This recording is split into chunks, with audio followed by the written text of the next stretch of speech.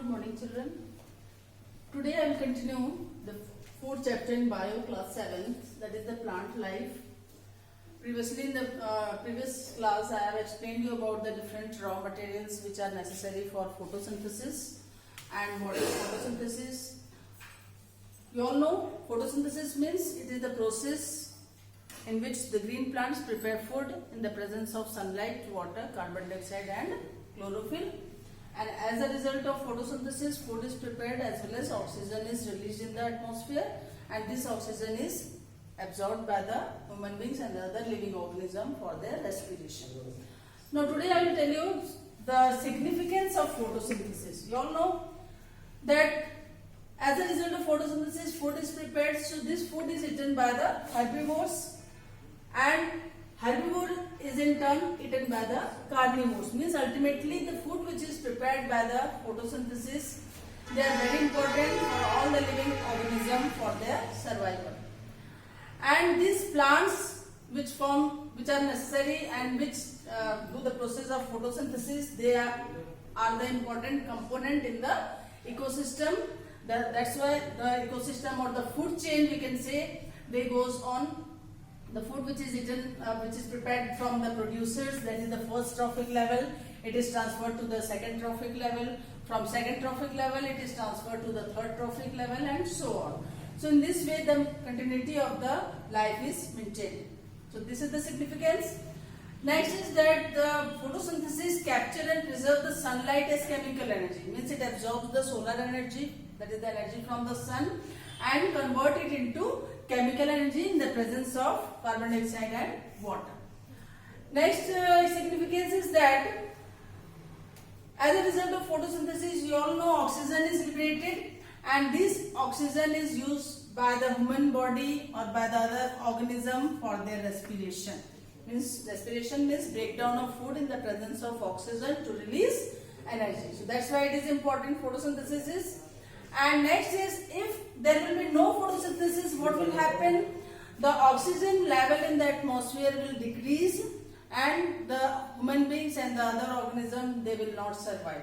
So that's why the photosynthesis is very important part of the ecosystem. Now we'll continue the next topic in this chapter, that is so this is all about the autotrophic. Just now I told you photosynthesis means the plants do the process of photosynthesis, means plants are autotrophs, and this whole process is called autotrophic nutrition, in which the green plants prepare food. So this is called autotrophic nutrition. Now we come to the heterotrophic nutrition. Heterotrophic nutrition means, as the name indicates, heteros means it is derived from the two words, heteros and trophic. Heteros means others and troph means food. So those organisms or those animals which derive the food from other organisms, they are called heterotrophic, and the mode of nutrition is called heterotrophic nutrition. And it is of four types, as I have written on the blackboard. First one is the parasitic nutrition, second is saprophytic nutrition, third is symbiotic nutrition, and the fourth one is insectivorous. I will tell you this later on. First I will start the what is parasitic nutrition. Parasitic nutrition means those organisms which live inside the body of the host. Here we are talking about the plants, not the animals. So we will take the example of the plants which show parasitic nutrition, like dodder plant. You might have heard about dodder plant. It is a parasitic plant. And why it is called parasitic plant? Because it has the sucking roots called Hosteria, which enter into the deep conducting tissues, and from there they extract the food from these plants. So that's why this is the parasitic plants, means they are living in the host of that particular organism in which they live. So that's why this type of nutrition is called parasitic nutrition. And these dodder, they are also called parasites. Means parasites are those organisms which live in the host of the other organism. Now second is saprophytic nutrition. Saprophytic nutrition is means it is a such type of nutrition in which the organism feed on the dead remains of the plants and animals, and they decay the means waste of the plants and animals and convert into simpler forms.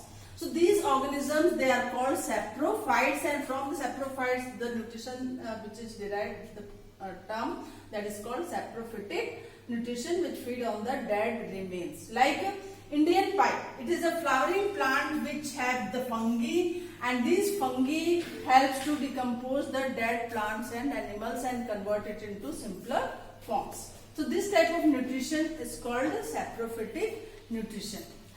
The third one is the symbiotic nutrition. Symbiotic nutrition is the mode of nutrition in which there is a relationship between organisms for their mutual benefit. Means two organisms, they mutually they are interdependent with each other, and both of them they benefit other organism. Like rhizobium. Rhizobium is a bacteria which live in the root nodules of the plants. Now here the question arises, what is the root nodules? So you might have seen the pea plant.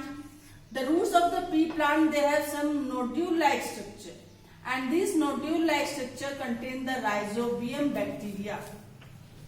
Means rhizobium bacteria is getting the place to reside. These root nodules are the place where the rhizobium bacteria can live, can get shelter. So rhizobium bacteria is getting benefit from this root nodules. And what is the function of this rhizobium bacteria is that it fixes the atmospheric nitrogen and convert it into nitrites and nitrates, and these nitrites and nitrates, they are supplied to the soil for the growth of this pea plant or the other plant also, because nitrogen is very essential for the growth of the plant.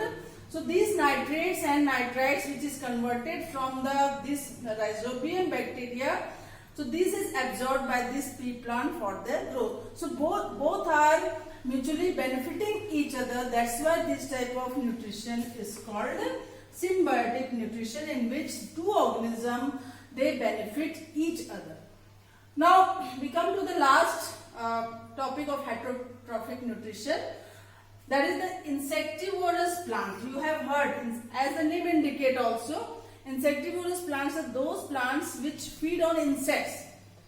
So feed on insects means some plants are there which don't do the process of photosynthesis, but they feed on the insect, means they trap the insect and they have some digestive enzymes which digest these insects, and they get nitrogen from this insect for their growth. Like you have heard about the pitcher plant. Pitcher plant is just like the shape of the pitcher. Picture के समान होता है, घड़े के समान, इसलिए यहाँ पे ये इनके जो यहाँ से कैप्चर करते हैं इंसेक्ट जो आता है यहाँ पे स्टिक हो जाता है, because they are from sticky substance here, and from here it is trapped inside the body of the pitcher, and then they digest these insects and they get nitrogen from these insects, and they help in the growth of this insectivorous plant like pitcher plant also, and second one is the bladder worm. So these are the four different types of the heterotrophic nutrition: parasitic, saprophytic, symbiotic and insectivorous. Today I will give you the exercise of this chapter, and next class we will continue the further topics. Thank you.